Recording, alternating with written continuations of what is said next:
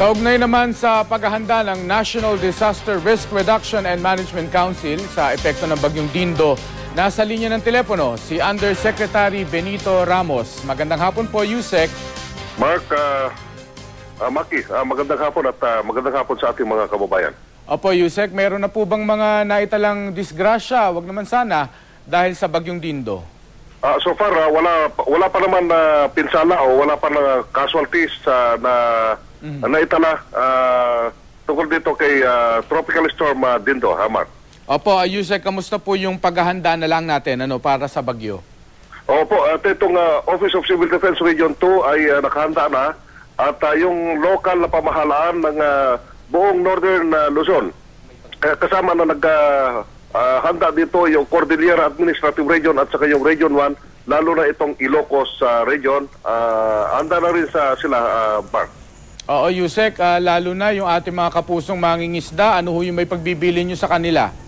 Opo, at ito nga ay pinagbawal natin sila na pumalaot muna dahil nandito sa Philippine Area of Responsibility Pasig Dindo, lalo na dito sa karagatan ng Pasipiko. Kaya hindi pa muna natin payagan sila, ulit-ulitin po natin na bawal muna ang mangisda. Yusek, sinasama nyo na rin ba sa mga paalala nyo yung kidlat? Napapag-usapan kasi lately yan, dahil medyo marami rin kaliwat kanan tayong naririnig na tinatamaan ng kidlat. Meron bang mga special advice o pagpapayo ang otoridad tungkol sa pag-iwas sa kidlat? Tama nito? Tama po kayo. At meron tayong insidente kahapon. May 5 na insidente ito na tinamaan ng kidlat. Una, doon sa municipal waters ng Linakapan, Palawan. Dalawa ang tinamaan ng kidlat dyan, 3rd degree burns sila sa karagatan. Pangalawa ay tinamaan din ng kidlat yung mga mangingisda dito sa municipal waters ng Biliran, province.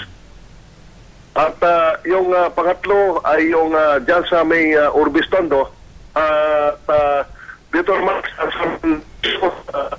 dyan yung sa national area. Ito ay parang nakaka-alarma dahil in that day, meron tayong 6 na namatay. So yung mangingisda natin ay hindi lang po yung kinatatakutan natin yung pagtaas ng alon, kundi yung kidlat dahil meron na tayong insidente nito na hindi nangyari dati-dati.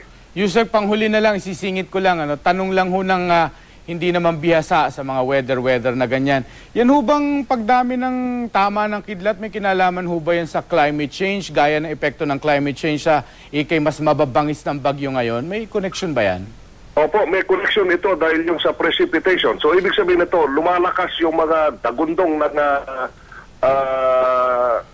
yung kulog at of course yung voltahe nitong kidlat ay lumalakas dahil nga sa ng panahon, Mark. Nako, kalain nyo yun. Nadadagdagan yung mga dapat natin pag-ingatan. Maraming salamat sa inyo, Undersecretary Benito Ramos, ang Executive Director ng NDRRMC.